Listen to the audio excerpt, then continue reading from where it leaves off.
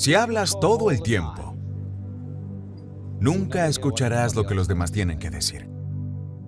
De lo único que podrás hablar es de tu propia conversación. Lo mismo pasa con las personas que piensan todo el tiempo. Ese constante parloteo de símbolos e imágenes y palabras dentro del cráneo. Si haces eso todo el tiempo, notarás que no tienes nada en qué pensar excepto en pensar. Y así como debes dejar de hablar para oír a los demás, también debes dejar de pensar para descubrir de qué se trata la vida. Y en el momento en que dejas de pensar, entras en contacto inmediato con lo que Korzybski llamó tan sabiamente el mundo indescriptible. El mundo no verbal. Algunas personas lo llamarían el mundo físico, pero esas palabras físico, no verbal, material, son todos conceptos. Y eso no es un concepto. Así que cuando despiertas a ese mundo, de repente descubres que todas las supuestas diferencias entre el yo y los demás, la vida y la muerte, el placer y el dolor, son solo conceptos y no están ahí. No existen en absoluto. Cuando al viejo maestro Hyakuyo le preguntaron, ¿qué es el Zen? Él dijo, si tengo hambre, como. Si tengo sueño, duermo. Y dijeron, ¿pero eso no es lo que hace todo el mundo? ¿No eres como cualquier persona? Dijo él, no, ellos no hacen eso en absoluto. Si tienen hambre, no solo comen, piensan en 1000 cosas. Si tienen sueño, no solo duermen, sino que sueñan todo tipo de sueños. Hemos estado corriendo demasiado. Está bien, hemos sido activos y nuestra acción ha logrado muchas cosas buenas. Pero como Aristóteles señaló hace mucho, y eso es algo bueno en él, dijo que el objetivo de la acción es la contemplación. En otras palabras, ocupado, pero ¿cuál es el propósito? Especialmente cuando la gente está ocupada porque cree que va a algún lugar, que va a conseguir algo o a alcanzar algo. Hay bastante sentido en actuar si sabes que no vas a ningún lado. Si actúas como bailas, como cantas o tocas música, realmente no vas a ningún lado.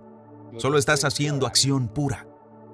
Pero si actúas con la idea de que, como resultado de esa acción, eventualmente llegarás a un lugar donde todo estará bien, entonces estás en una jaula en espiral, condenado sin remedio a lo que los budistas llaman samsara, el ciclo o la carrera de ratas del nacimiento y la muerte. Porque crees que vas a llegar a algún lugar, pero ya estás ahí. El punto es que uno no puede actuar creativamente si no es sobre la base de la quietud.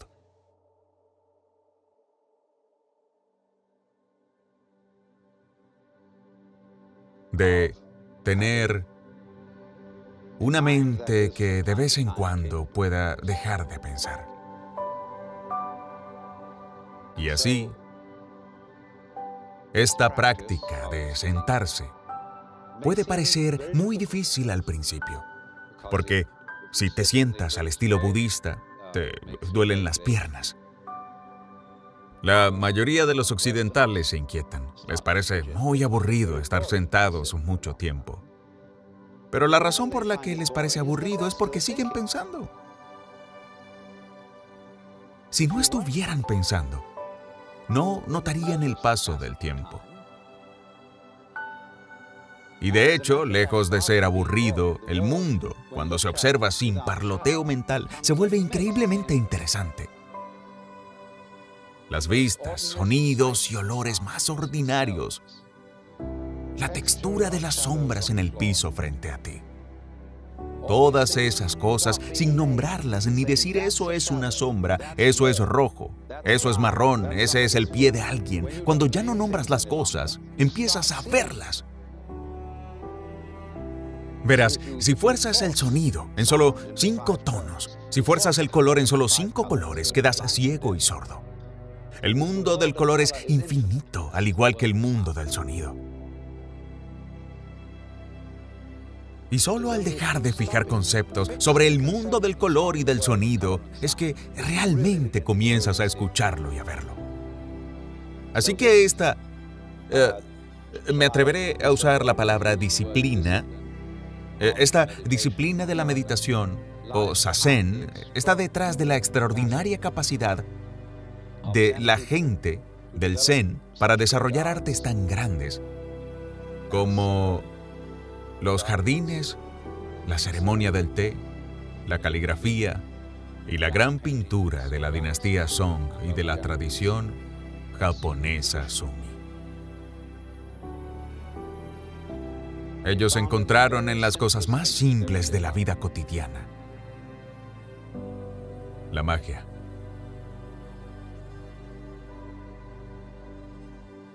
En palabras del poeta Hokoji, un poder maravilloso y actividad sobrenatural.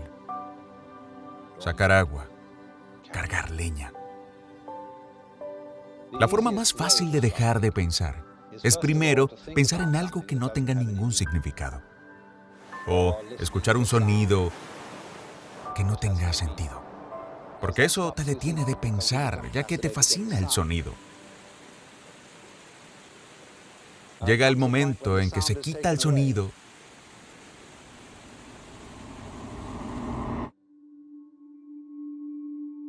y se abre la mente. En ese punto, habrá una especie de satori preliminar. Y pensarás, ¡wow! Te sentirás tan feliz que caminarás sobre el aire. Cuando le preguntaron a Suzuki Daisetsu cómo es tener un satori, él dijo, es como una experiencia común, solo que 5 centímetros sobre el suelo. Desde el punto de vista del budismo, no hay una diferencia fundamental entre el mundo trascendental y el mundo cotidiano. El bodhisattva, como ves, no se va al nirvana para quedarse allí por siempre, jamás, sino que regresa y vive la vida cotidiana común para ayudar a otros seres a ver a través de ella también. No regresa porque sienta que tiene algún solemne deber de ayudar a la humanidad ni nada de ese tipo de compasión piadosa. Regresa porque ve que los dos mundos son lo mismo. Ve a todos los demás como seres, como Budas. Los ve usando una frase de G.K. Chesterton. Pero ahora una gran cosa en la calle parece cualquier gesto humano. Estamos moviéndonos en una extraña democracia, las millones de máscaras de Dios. El mundo visto en un estado de conciencia cotidiano y común. Descubrir que ese no es realmente distinto del mundo del éxtasis supremo. Porque ahí está la luz, esa energía brillante y resplandeciente, más brillante que 1000 soles, que está encerrada en todo. Ahora imagina esto. Imagina que la estás viendo. Luz vívida, vívida, tan brillante que va más allá de la luz. Muy brillante. Y la ves alejándose de ti. Y en los bordes como una gran estrella que se convierte en un anillo rojo. Y más allá, un anillo naranja, amarillo, verde, azul, índigo, violeta. Ves este gran mandala apareciendo, este gran sol. Más allá del violeta hay negro, negro, como obsidiana. No un negro plano, sino un negro transparente, como la laca. Y otra vez, estallando desde el negro, como el yang surge del yin. Más luz que sigue, sigue, sigue. Y junto con esta luz llega el sonido. Un sonido tan tremendo como la luz blanca que no puedes oírlo. Tan penetrante que parece aniquilar los oídos.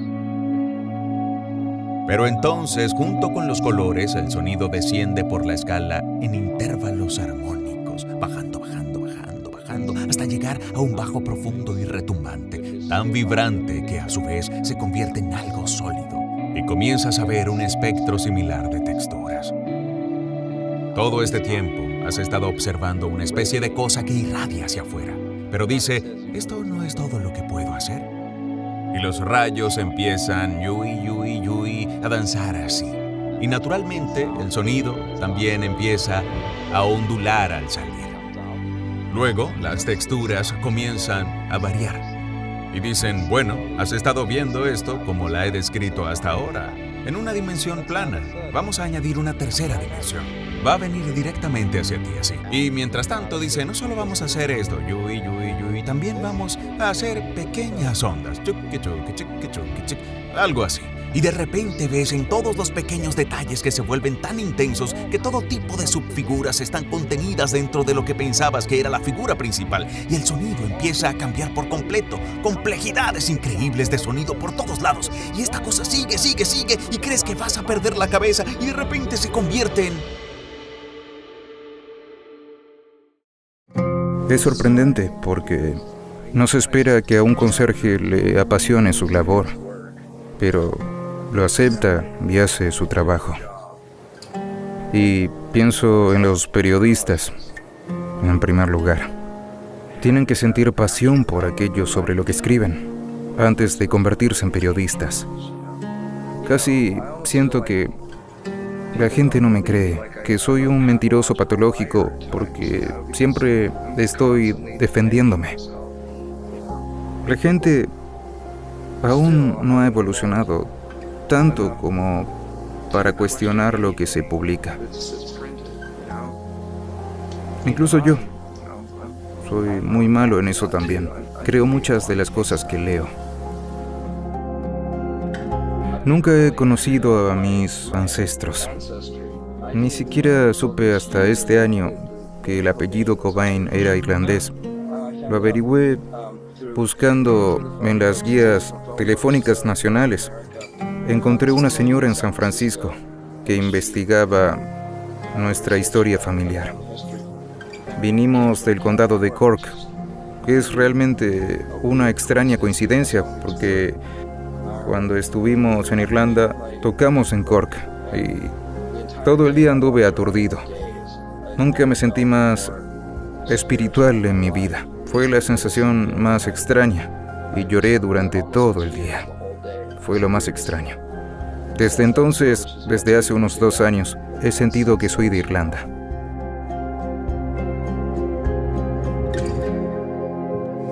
¿Tuviste problemas en la secundaria? ¿Te trataban mal? Era un chivo expiatorio, pero no porque me molestaran todo el tiempo. Casi no se metían conmigo. O me pegaban porque en esa época era tan retraído y tan antisocial que casi me volvía loco. Me sentía tan diferente y loco que me dejaban en paz.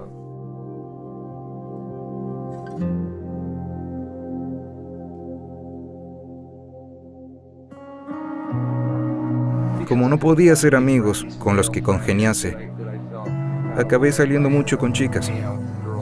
Y siempre sentí que no se les trataba con igualdad y con respeto. Sobre todo por la forma como en Aberdeen trataban a las mujeres. En general, las mujeres son oprimidas en estos pueblos pequeños y en toda América. Tardé muchos años en darme cuenta de que esas eran las cosas que me molestaban. Y apenas me empezaba a comprender que me molestaba mucho en realidad. Aunque escuchaba a Aerosmith y Led Zeppelin, y me encantaba, y aún disfruto algunas de las melodías y canciones que escribieron. Definitivamente les falta algo. Tardé muchos años en darme cuenta que había mucho sexismo, y eso me aburría. Me emociona un poco saber que he ayudado en algo a librarme de esa gente, o al menos hacerles reflexionar sobre lo que han hecho en los últimos 10 años. ¿Tuviste problemas con gente que creía que eras gay? Sí, yo llegué a pensar que lo era.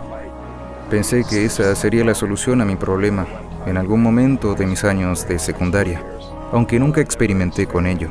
Tenía un amigo gay. Y esa fue la única vez que experimenté la confrontación real de la gente.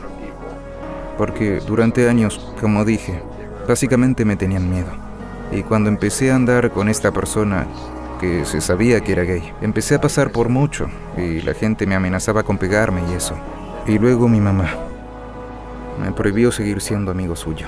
Y fue muy devastador porque por fin había encontrado un amigo hombre al que abrazaba y le tenía cariño. Y hablábamos de muchas cosas. Para entonces yo empezaba a armar mi rompecabezas y él jugó un papel esencial.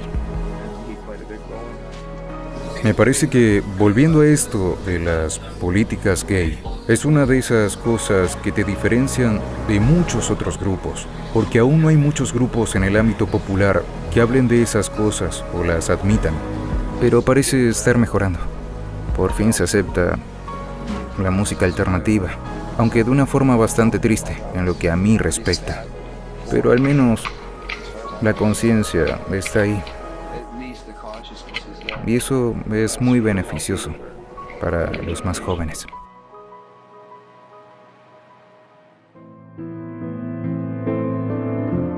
¿Qué triunfó primero, Nevermind o Teen Spirit? Cuando todo empezó, ¿qué fue primero? No lo sé, estábamos de gira por Europa y no me afectó, sino hasta unos 3 meses después de ya ser famosos en América. ¿Hubo algún momento en el que de repente comprendiste lo que sucedía? Sí, al llegar a casa. Un amigo hizo una recopilación de todas las noticias sobre nuestra banda que salieron en MTV y en los telediarios locales y demás. Fue espantoso. Me aterrorizó. ¿Y con los medios? ¿Te pareció realmente devastador haber fundado este grupo y tocar estas canciones, tener un éxito increíble y de pronto que empezaran estas cosas? Sí, claro. Me afectó hasta el punto de querer disolver la banda siempre. Nunca había prestado atención a la prensa y los medios de comunicación. Así que no era consciente de que se atacara y crucificara a la gente así. Y no pude evitar sentir que éramos como chivos expiatorios. Siento mucha antipatía hacia los periodistas y la prensa en general. Pero como me pasa a mí, por supuesto, probablemente exagero, pero sigo sin ver. No se me ocurre otro ejemplo de ninguna banda actual sobre la que se haya escrito más artículos negativos. La mayoría es simple sexismo. Courtney es mi mujer y la gente no puede aceptar que estuviera enamorado y pudiera ser feliz. Y como es una persona tan poderosa y amenazadora, todos los sexistas de la industria se unieron y decidieron castigarnos. No voy a dejar que una banda de rock o un puñado de periodistas dicten mi vida. ¿Qué consejo le darías a alguien que empieza o quiere tener una carrera musical? Sigue practicando y no te rindas. Nunca te rindas. Toca tanto como puedas. Sé dedicado y trata de escribir buena música. No te preocupes por el aspecto material que conlleva.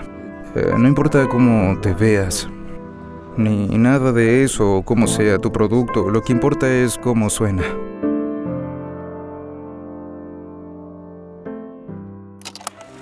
Evitamos la idea de que la vida no es seria.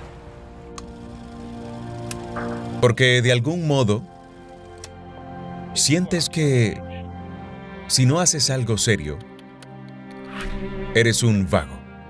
No estás contribuyendo al bienestar social. Y así el artista tiene un rol peculiar en la sociedad. Muy, muy interesante. Porque el artista es muy engañoso. aparenta ser el lujo supremo, el tipo irrelevante. Puedes costear un artista, puedes costear comprar cuadros si tienes dinero de sobra. Eso es un lujo. Puedes apoyar a un artista y lo llamamos bellas artes. La gente completamente inútil que hace cuadros que son como etiquetas o pósters que pegas en tus paredes utilitarias para decorarlas. Pero por otra parte, el artista es el hombre que te muestra el futuro antes de que otros lo vean. El artista te abre los ojos, porque el rol del artista es distinto al del predicador y del filósofo. Así que el papel del artista es fascinante, porque parece ser el del payaso, el bufón, la persona intrascendente e irrelevante. Pero es a través del artista que aprendemos a vivir. No del predicador, ni del filósofo, ni del profesor. Es el artista quien nos enseña, ya sea visualmente, con la pintura o la escultura, o sobre todo en la música. Deberías leer, si la encuentras, una entrevista con George Harrison, de los Beatles, en un número reciente del East Village Order, donde explica la profunda filosofía de la música que ellos entienden y siguen. Cómo la naturaleza del sonido revela el sentido del mundo, y porque debido a ello se considera hindú. En el hinduismo, la fuente fundamental de la vida se llama Vak. Vak, en sánscrito, es el verbo hablar, pero no tanto la palabra que comunica como el sonido, la emisión, el flujo del tono. Así que, en la India, tienes el mantra, el uso de cánticos, como una de las formas básicas del yoga, de la comprensión del misterio del mundo. Los hindúes usan la palabra Om, que se pronunciaría A-U-M, porque la letra A va detrás de la garganta. La empujas a través de la vocal hasta Aum. La M es labial. Así que Aum abarca toda la gama de sonidos. Se llama Pranava. Todos los sonidos son básicamente el sonido Om, pero variado. La palabra que no solo significa, sino que también es lo que hay. Todo es Om. Om dulce Om. Todo el universo es Om. No tiene significado, salvo que es el pulso de la vida.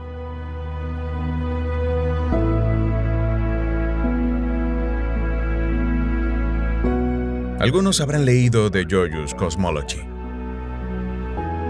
en el que relaté una experiencia muy curiosa que tuve con la música hindú. Resulta que había adquirido de Timothy Leary un poco de su gran hongo mexicano y me sentía fatal. Había vuelto de un viaje al este y estaba cansado y me dolía la garganta y estaba fatal. Así que lo tomé y me encontré escuchando esta música hindú. No sabía lo que era.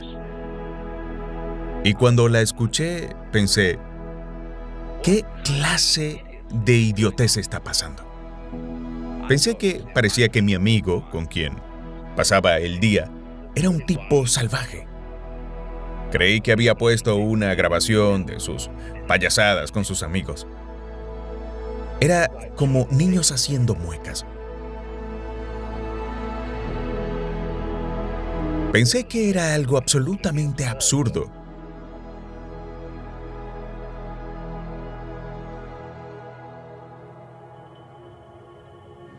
Y le dije, Roger, déjame ver el álbum.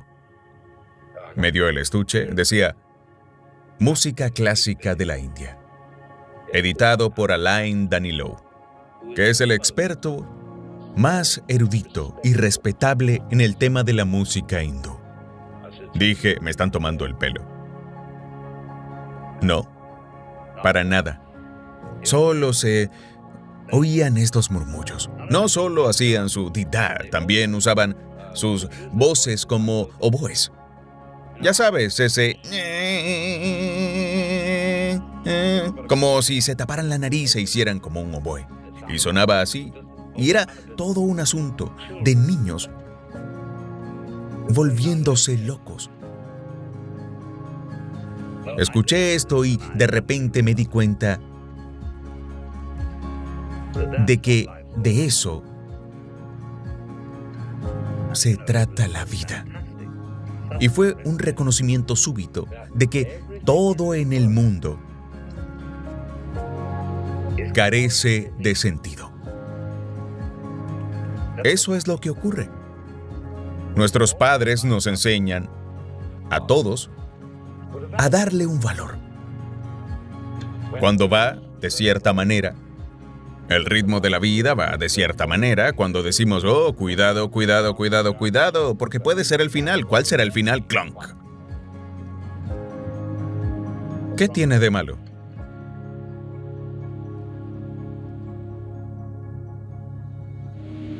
Lo que empieza debe detenerse. Lo que se enciende debe apagarse y lo que se apaga debe encenderse. Pero ya ves, nos involucramos dándole valor a todo ello. Ahora podría decir que eso es malo, no deberías hacerlo, pero a la vez implicarse y poner valores también es parte del juego. Implicarse, engancharse. Así que no te desenganches diciéndote, no debería engancharme. No debería hacer esto, no debería hacerlo.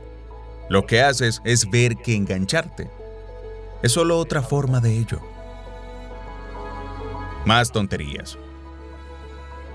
Más jazz, pero más profundo. Al ver un helecho, primero tiene la rama principal.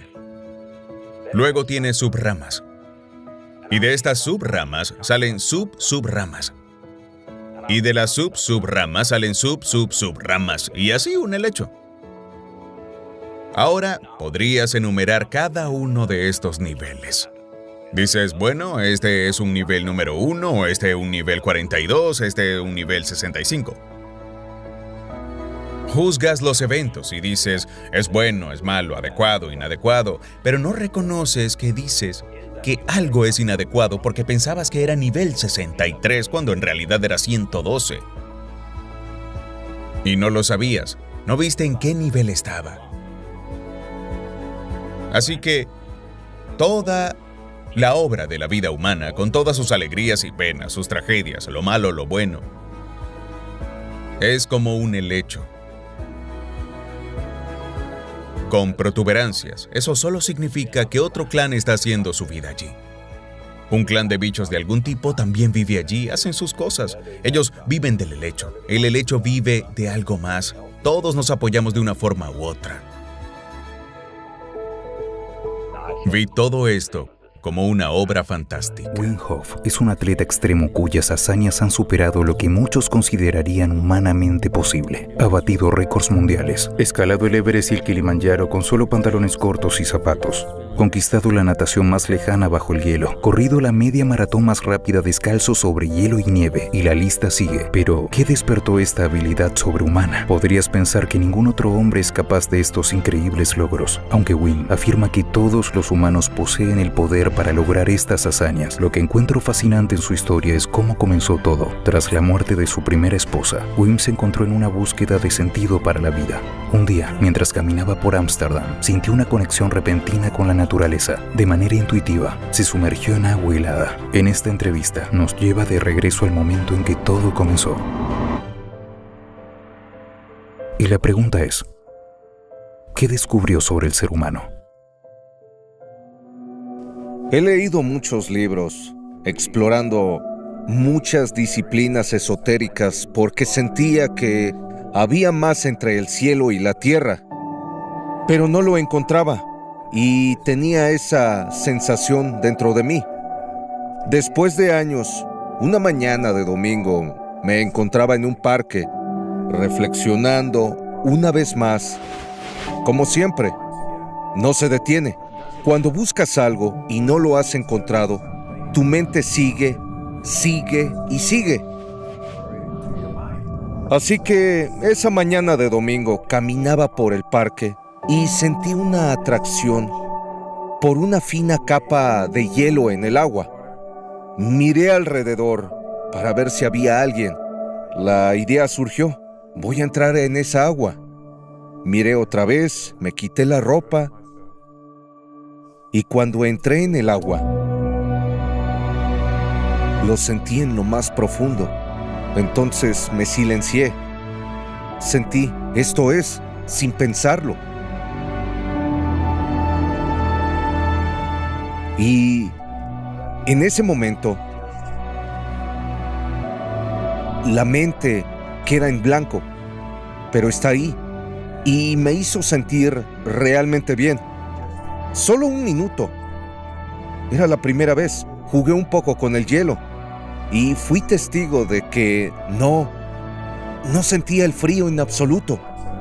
Sentía poder. Poder. Un poder interno que es conexión. Y esta conexión, cuando la sientes y sales del agua, algo dentro de ti se ha activado, algo profundo, y te hace sentir bien, porque sentirse bien es una conexión profunda. Me lo llevé a casa, no lo pensaba demasiado, solo estaba dentro de esta sensación, me dio un impulso. Al día siguiente, volví e hice lo mismo, sentí lo mismo, y regresé cada día. Con el tiempo, aumenté la duración porque sentía que podía hacerlo. En cierto momento, comencé a darme cuenta de que estaba respirando más profundo. Y esta respiración profunda trajo una oxigenación en mi cuerpo, un cosquilleo y todo tipo de sensaciones. Y después de unas 25 respiraciones, podía quedarme 5 minutos, 6 minutos, 7 minutos sin problema, sin esfuerzo, en puro silencio, desde adentro hacia afuera. Conexión. Estaba completamente convencido, internamente, y siempre regresaba, siempre regresaba. La gente me veía como un loco. ¿Quién se va a meter en aguas heladas? Decían hace 35 años. Debe estar loco, decían. Y lo que piensa la gente te afecta de alguna manera. Así que lo mantuve en secreto.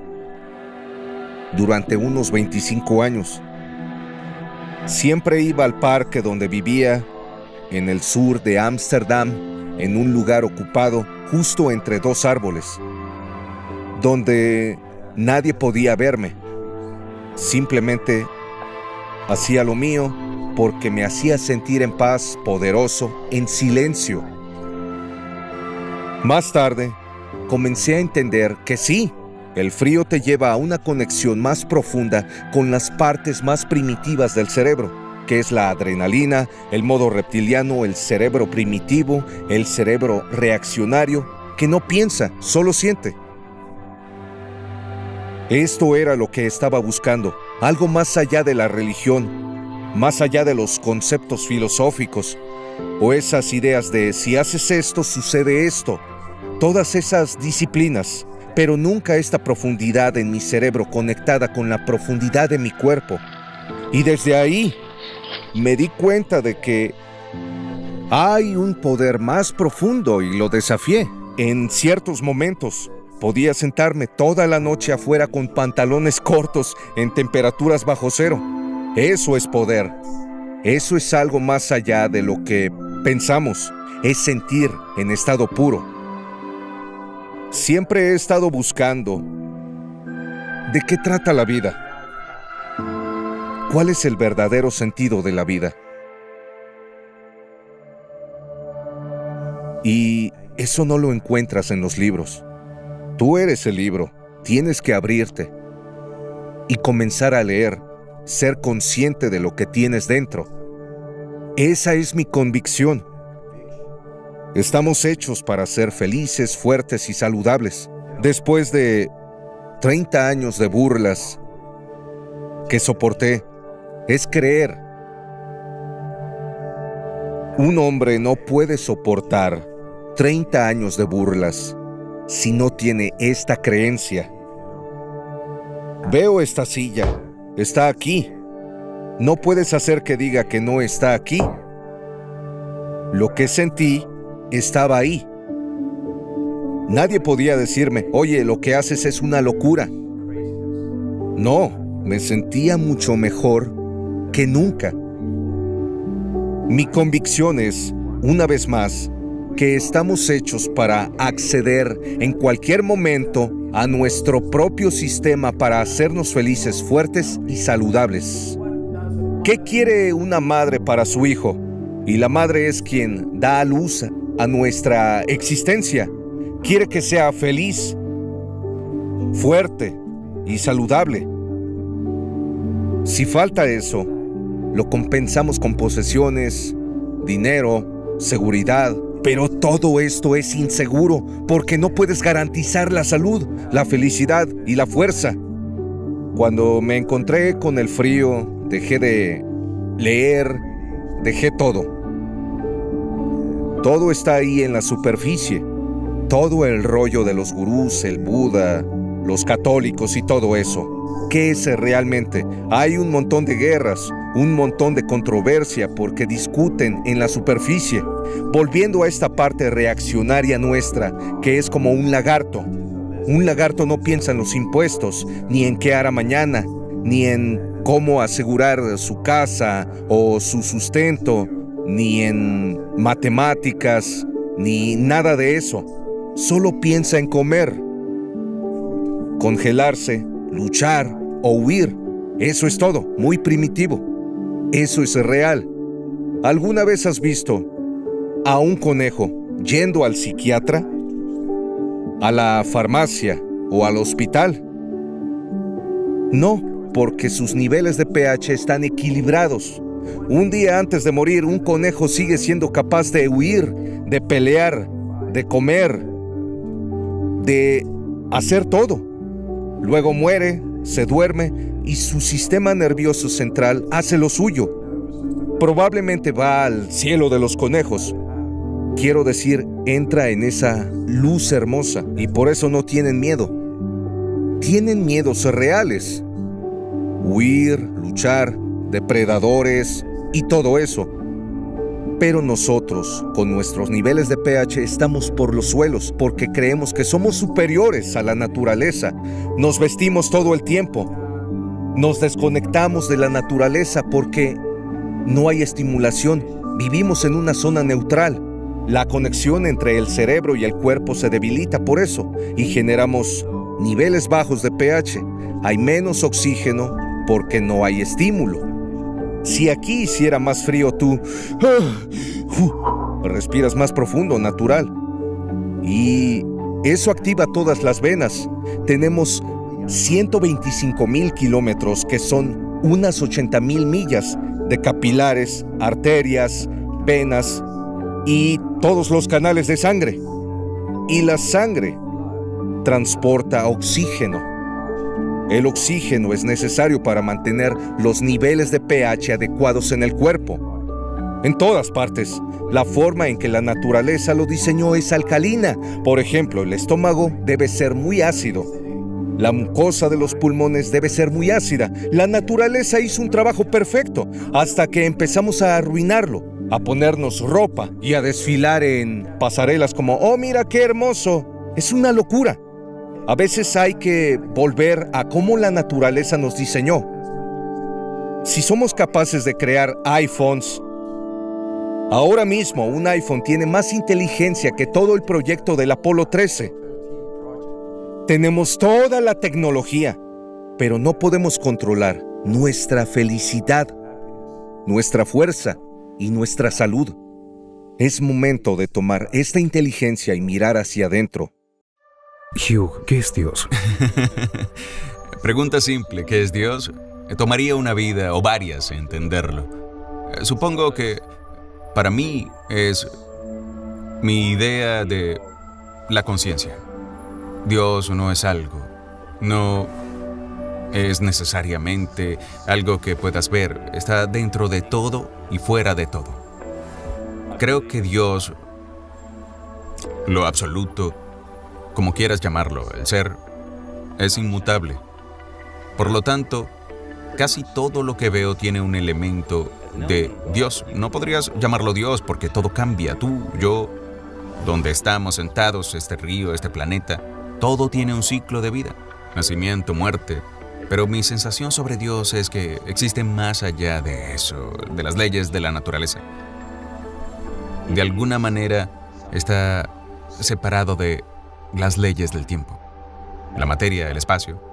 Eso es lo más cerca que he estado de comprender lo que es Dios. Dios es inexplicable. Es un concepto que no puedes poner en palabras. Dios es una experiencia. Me introdujeron a la meditación hace unos 15 años y medito 2 veces al día. Si alguna vez me siento cerca de entender lo que es Dios, está en algún lugar dentro de ese periodo de media hora. Creo que la idea básica de la meditación que practico es calmar la mente. Simplemente dejar que todo ese instrumento se tranquilice. A veces tengo experiencias en las que me siento un poco fuera de mi cuerpo. Las ideas de Hugh Jackman como padre, como actor, o todos esos roles que desempeñamos parecen desvanecerse. Y en algún lugar, ahí es donde tengo un destello, un vistazo de lo que es Dios. Y esa sensación de dicha se puede ir en un instante y cada vez que intentas aferrarte a ella, se va.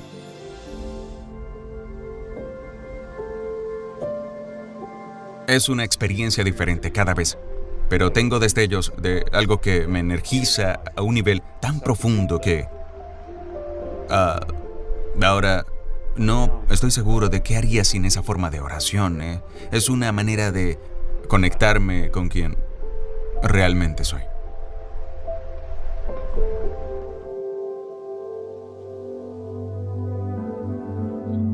Gran parte de nuestra vida, de nuestra experiencia en este cuerpo, en esta creación, está basada en la dualidad.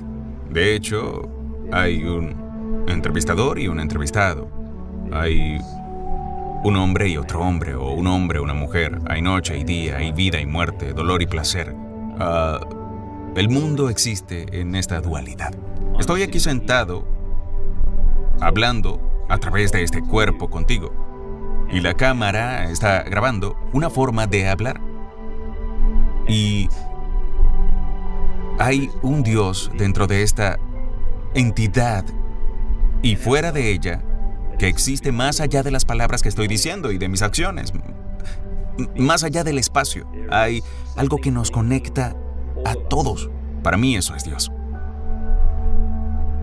Los ejemplos más potentes que he tenido de esa conexión, más allá de mi forma física o de alguien que amo, conozco o incluso odio, fueron en el teatro. Quizás lo he sentido 3 o 4 veces. Y he escuchado a muchos actores describirlo. Es casi una experiencia sobrenatural. Puedes estar en el escenario frente a 2000 desconocidos y sentir que los conoces íntimamente y que ellos te conocen también y sentirte muy seguro. Puedes abrir tu corazón y ellos están ahí, abriendo el suyo. Y sin embargo están conectados. Es en ese instante que sientes el privilegio de poder experimentarlo. Y tan poderosa que se te eriza toda la piel. Y aquí está lo frustrante. No puedes forzarlo. Puedes intentarlo, puedes ser el actor más dedicado y siempre podrás dar buenos shows. De todos los shows que he dado estando sobre el escenario, probablemente solo 3 o 4 veces lo he sentido. Y es una gran bendición. Estás ahí. Es ese conocimiento completo de unidad, de comunidad. Si realmente escuchas, es el espacio entre las palabras. Si escuchas buena música, creo que los mejores compositores entendían el espacio entre las notas. Y cuando sientes eso, es tan inspirador, es grandioso. Nos enfocamos tanto en escuchar con intensidad la música que lo olvidamos. La experiencia de Dios es descanso. Lucho con esto todo el tiempo. ¿Es posible experimentar a Dios cuando todo está mal en tu vida? Intento hacerlo cada día. Sé que puede sonar raro, pero al final de una ducha siempre pongo el agua fría como un pequeño recordatorio de que eso no define quién soy. La experiencia de estar caliente, cómodo en una ducha caliente, es solo una idea de que eso es mejor que el frío. ¿Es cómodo tomar una ducha muy fría en invierno? No es cómodo, pero ¿por qué Dios no puede existir en esa incomodidad? Gran parte de esta experiencia no es fácil, no importa quién seas, no es fácil levantarte a primera hora de la mañana, no siempre tienes ganas de salir de la cama. Pero puedes encontrar a Dios ahí, incluso en el dolor o la incomodidad. Debería haber algún descanso.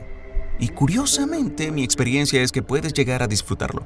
Es raro, puedes llegar a disfrutar de las cosas que la mayoría de las personas no disfrutan y de las que huyen. El miedo es, creo yo, la mayor enfermedad de los tiempos modernos. Y últimamente he estado practicando esta idea de solo dejar que tenga miedo. No puedes cambiarlo, no puedes decirle a tu mente, no tengas miedo, pero aún así ser capaz de encontrar descanso, y creo que eso es Dios. ¿Qué pasa cuando mueres? Creo que la muerte... Al comienzo de esta entrevista dijiste, voy a hacerte una pregunta muy simple. ¿Qué es Dios? Y creo que la muerte es tan simple como eso. Creo que es otro momento. Es otro momento que vivimos. Y mi sensación es que nuestro apego a la vida sensorial, que es realmente nuestra conexión, es realmente nuestra única conexión real con esta creación, lo que percibimos a través de los sentidos, eso desaparece. Y de alguna manera, el alma, o Dios dentro de ti, continúa, no lo sé. Creo firmemente que hay una manera de encontrar el jardín del Edén aquí, en esta vida, donde sea que estés. No tienes que ir a la cima de una montaña. Yo nací en Sydney y creo que puedes encontrarlo en los suburbios de Sydney. Creo que es totalmente tu interpretación de la vida, la manera en que la vives. Y lo digo porque he tenido momentos en los que lo he experimentado. A veces en meditación, he tenido algunos en el escenario, algunos en mis relaciones. El paraíso podría estar aquí en la tierra. Sí. ¿Y el infierno? ¿Cuál es tu definición de infierno? La definición de infierno que me enseñaron cuando era joven es la ausencia de Dios. Ahora, no creo que puedas estar ausente de Dios, porque Dios está en todo. Pero sí creo que puedes alejarte tanto de las leyes, de la naturaleza, que la experiencia de la vida se convierte en un infierno. Debe serlo. No lo he hecho ni he estado cerca de hacerlo, pero la gente se quita la vida. Creo que deben estar en el infierno. Mi idea del cielo en la tierra es siempre darnos cuenta de que por naturaleza somos verdad, conciencia y dicha. Esa es, de hecho, nuestra naturaleza. No significa que no pasarás por dolor, pero incluso dentro de los tiempos dolorosos o difíciles puede haber una experiencia de dicha. ¿Por qué no amar nuestra vida cuando parece trágica? ¿Qué es esto? ¿Por qué se detiene? ¿Y qué tiene que ver con el apego? Puedes ver una obra de teatro y llorar viéndola y sin embargo amarla por completo. Pero si fuera tu propia vida, podrías querer acabar con ella. Y eso es por el apego que tienes a ella. Al ver una obra, no estás apegado. Disfrutas plenamente de la totalidad de ser humano. Disfrutas de la experiencia humana. Creo que para mí, ese es el secreto. Aquí tienes una figura que, aparentemente, al mirarla, muestra dos rostros de perfil a punto de besarse. Ahora, si nos alejamos un poco de esos dos rostros, podemos ver en el área blanca entre ellos la forma de una copa. Pero lo interesante de esto es que al observarla, solo podrás ver la forma de la copa o la de los dos rostros de perfil como si fueran a besarse. Puedes alternar entre ambas rápidamente, pero no puedes verlas de esa manera al mismo tiempo. Avidya. ¿Qué significa? A es no y vidya, conocer. No conocer o ignorancia, o mejor dicho, desconocimiento. Desconocimiento, en otras palabras, significa dejar algo fuera de consideración. O bien el blanco debe ser el fondo y el negro la figura en primer plano, o el negro debe ser el fondo y la copa blanca debe resaltarlo. Y de esa manera, no podemos ver realmente, podemos pensarlo. Con el tiempo podemos acostumbrarnos a la idea de que la figura y el fondo, el negro y el blanco, son mutuamente necesarios. En la imagen que les mostré, se puede decir que tanto la copa como el tallo, como los dos rostros están ahí. Pero nuestras ideas sobre ellos, los conceptos, son ambos excluyentes y no podemos verlos a la vez. Y de la misma manera, en esta figura que dibujé, vemos los troncos cortados, o vemos las garras del oso. Es difícil ver la imagen de ambas formas al mismo tiempo. Cuando miras la figura blanca en la ilustración, que es la copa, de alguna manera te identificas con la copa. Cuando miras los dos rostros, te identificas con el perfil. Así que de la misma forma, cuando experimentamos el mundo que nos rodea, nos identificamos con el sujeto, el que conoce. No nos identificamos con lo que vemos. Pero de hecho, si no hay nada que ver, no hay experiencia de un observador. Y si no hay observador, no hay experiencia de algo visto. Ambas cosas van juntas, igual que el negro y el blanco. Y esta idea de que el sí y el no, el negro y el blanco, el interior de una clase.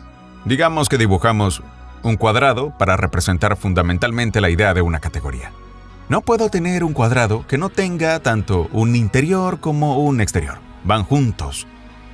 Y en el budismo, esta interdependencia se llama sunyata. Aunque a menudo se traduce como vacío, significa que el interior del cuadrado no puede existir, es vacío, sin el exterior, el sujeto sin el objeto, el negro sin el blanco. Y esto, por supuesto, se representa en esta figura fundamental china del yang, o el principio positivo, y el yin, o el principio negativo, como dos peces en constante movimiento, girando una y otra vez en las alternancias de la vida. Ahora, la pregunta es, ¿estos dos peces están peleando? ¿El blanco está devorando al negro y el negro tratando de devorar al blanco? Si esa es la situación, entonces, por supuesto, la vida no es más que una lucha constante. Si este de aquí arriba es el bueno y este es el malo, si este es el orden y este es el caos, entonces hay un conflicto entre ellos. Y esa es en gran medida la forma en que nuestra tecnología ha interpretado la situación del hombre frente a la naturaleza. Este es el hombre, el blanco, el buen tipo, y esta la naturaleza, lo oscuro, el malo, y el blanco debe devorarlo. Pero, ¿qué ocurre si el pez blanco logra devorar al pez oscuro? El pez blanco también desaparece. al igual que el oscuro, porque el blanco solo existe en relación con el oscuro. Entonces, si estos dos peces, por así decirlo, despiertan, si este despierta y este otro despierta, lo que en budismo se llama despertar, se dan cuenta de que son uno solo. En otras palabras, van juntos, son inseparables. Y esta realización es la experiencia que en el Zen es Satori, o en el budismo Bodhi, el despertar. Es el súbito entendimiento de que la vida no es realmente una lucha para hacer que el sí triunfe sobre el no, para hacer que lo positivo venza lo negativo. Ambos lados van juntos. Y entonces uno ve de una manera extraña que detrás de todo lo negativo en el mundo, de todo lo que de algún modo es doloroso o malo, hay una especie de necesidad. Va de la mano con lo bueno. Es necesario para lo bueno. El desorden es necesario para que el orden se manifieste, así como se necesita un fondo negro para que una figura clara resalte. Y cuando uno ve eso, ocurre una transformación profunda en la manera en que percibe el mundo. Es decir, en lugar de ver la vida como una competencia, se convierte en una danza, en un juego. No significa que uno se retire de la vida ni que deje de vivir, sino que entra en el juego de tal manera que estos peces giratorios ya no intentan devorarse entre sí, sino que simplemente giran, danzan, disfrutan al máximo. La organización de la vida humana, sus sistemas de comunicación, sus sistemas de control, se extienden cada vez más y más y más, de la misma manera en que, por ejemplo, una planta como un helecho asimila los minerales del suelo y la luz del sol, y con ello crece y crece, se expande y se desarrolla su forma. Y de esta manera, su organización prevalece. Ahora bien, si tomamos en serio esta tarea que llamamos la conquista de la naturaleza, esta misión de hacer que el orden triunfe sobre el caos o el azar, si realmente nos lo tomamos en serio, veremos esto como una guerra. Y creeremos firmemente que lo más urgente que puede existir es hacer que el orden prevalezca sobre el caos, que lo bueno venza a lo malo, que la vida supere a la muerte. Y cuando nos encontramos en una competencia de este tipo, en una guerra seria de esta naturaleza, y la tomamos en serio, nos involucramos en ella de una manera profunda y amarga. Ahora, la diferencia entre el budismo y la ciencia como forma de conocimiento es que en el budismo se diría que esta visión de la vida, como una lucha por hacer que el orden triunfe sobre el desorden, deja algo fuera. Entonces, debemos aferrarnos a la idea de que todas las formas y patrones de la naturaleza son simplemente estrategias de ataque o defensa, que son mecanismos de camuflaje que existen únicamente como trampas para la atracción sexual o para otros fines utilitarios, o podemos ver en ellas una danza, una alegre cosmología.